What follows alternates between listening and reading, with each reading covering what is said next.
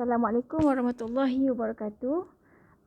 Selamat pagi, salam sejahtera kepada semua murid-murid 5 UiTM. Okey, insya-Allah hari ini kita akan belajar tajuk talak, iaitu bahagian yang kedua daripada perkahwinan. Okey, sebelum ni kita dah belajar tajuk perkahwinan. Saya rasa semua masih lagi ingat apakah dia maksud perkahwinan, hukum perkahwinan, dalil perkahwinan dan juga beberapa syarat dan juga rukun yang melengkapi sesuatu perkahwinan tu. Okey, untuk hari ini kita akan belajar tajuk talak jalan penyelesaian terakhir. Okey, saya rasa semua kamu ni tahu apa dia maksud talak ataupun perceraian. Okey, boleh rujuk buku teks muka surat 95. Ni, muka surat 95, talak. Okey. Yang pertama kamu tengok maksud. Okey, maksud talak ni ialah merungkaikan ikatan perkahwinan dengan lafaz talak, cerai atau yang mengandungi makna kedua-duanya. Okey. Kemudian yang kedua kita akan belajar tentang hukum. Okey, hukum juga ada 5. Kalau sebelum ni perkahwinan pun ada 5 hukum, talak pun ada 5 hukum. Yang pertama asalnya hukum dia adalah harus. Ya. Kemudian yang kedua wajib. Yang ketiga sunat, yang keempat haram dan yang kelima makruh. Okey, bila hukum talak menjadi harus, apabila kategori talak tu bukan talak sunni dan juga bukan talak bid'i. Maksudnya boleh pilih sama ada nak bercerai ataupun tidak. Yang kedua, hukum talak menjadi wajib apabila seseorang tersebut dia tak boleh menunaikan kewajipan, tak boleh beri nafkah, tak boleh nak bertahan dalam perkahwinan tu. Pada masa tu, hukum perkahwinan adalah wajib.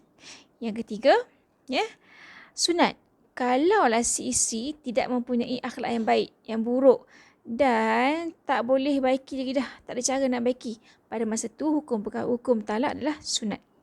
Okey, haram. Talak yang dijatuhkan pada waktu yang diharamkan, contohnya sewaktu isteri sedang haid dan bertujuan untuk menganiaya isteri tersebut. Ya. Kemudian yang kelima, makruh, iaitu menceraikan isteri tanpa sebab yang kukuh, saja-saja. Yang tu makruh. Kemudian kalau kamu tengok muka surat 95 juga, di situ dituliskan tentang dalil talak. Boleh ke talak ni? Boleh. Sebab disebut dalam Al-Quran iaitu at-talaqu marratan fa imsakum bima'rufin aw tasrihum biihsan. Sesudah itu bolehlah dia rujuk dan juga memegang terus isterinya itu dengan cara yang sepatutnya atau melepaskannya atau menceraikannya dengan cara yang baik. Maksudnya dibenarkan kita bercerai dalam Islam, ya. Kemudian bila dah bercerai, kita masuk fasa seterusnya iaitu dalam iddah. Iddah kata orang Kedah. Okay. Apa maksud iddah? Iddah ialah tempoh larangan berkahwin yang patut dipatuhi oleh isteri selepas bercerai ataupun selepas kematian suami dia. Sementara bagi isteri, hukum iddah adalah wajib. Maksudnya, dalam tempoh selepas perceraian, isteri tidak boleh berkahwin dengan orang lain dan wajib mematuhi beberapa hukum yang telah ditetapkan supaya tidak melanggar perintah Allah ataupun perintah agama. Okay, kemudian kamu tengok juga di muka surat 96, di situ ada dalil yang menunjukkan wajibnya seorang wanita itu beriddah. Iddah hanya untuk isteri, tak ada iddah untuk suami. Maksudnya kalau bercerai hari ini, besok suami boleh kahwin lain. Tetapi kalau isteri bercerai ini, ada tempoh-tempoh yang perlu dituruti oleh isteri sebelum dia nak mengambil langkah lain seperti berkahwin lain dan sebagainya. Ya. Kemudian dalil ataupun bukti bahawasanya iddah ni dibenarkan oleh Islam ialah Auzubillahi minasyaitonirrajim, surah Al-Baqarah ayat 228, wal mutallaqatu yatarabbasna bi anfusihinna salasata quru'.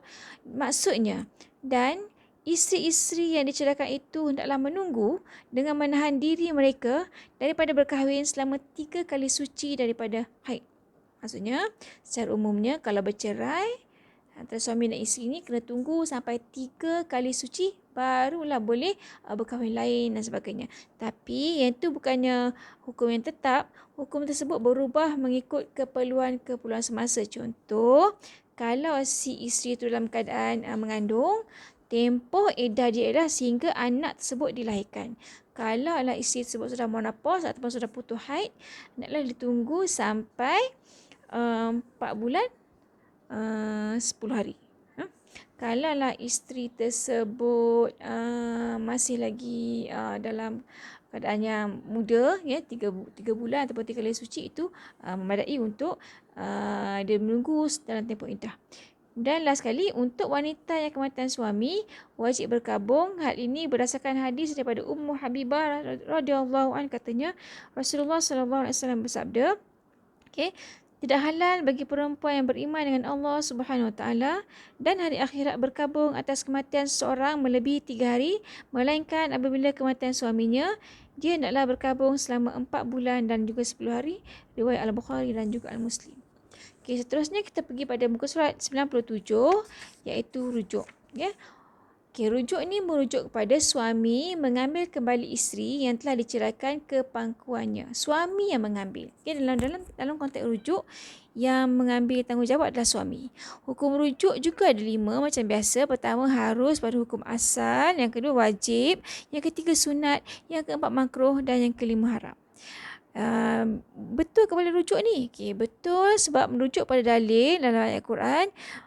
Juga ayat surah Al-Baqarah sambungan ayat 228, wa bu'ulatuhunna aqu biraddihinna fi dzalika in aradu islaha, maksudnya dan suami-suami mereka berhak mengambil kembali rujuk akan isteri-isteri itu dalam masa iddah mereka jika mereka para suami bertujuan hendak berdamai.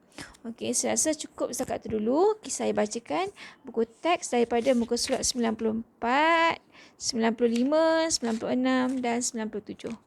Okey, kemudian kamu boleh tengok modul yang kita buat sebelum ni. Okey, bahagian talak. Ya, kita akan buat latihan bersama-sama. Okey, sekian. Assalamualaikum warahmatullahi wabarakatuh.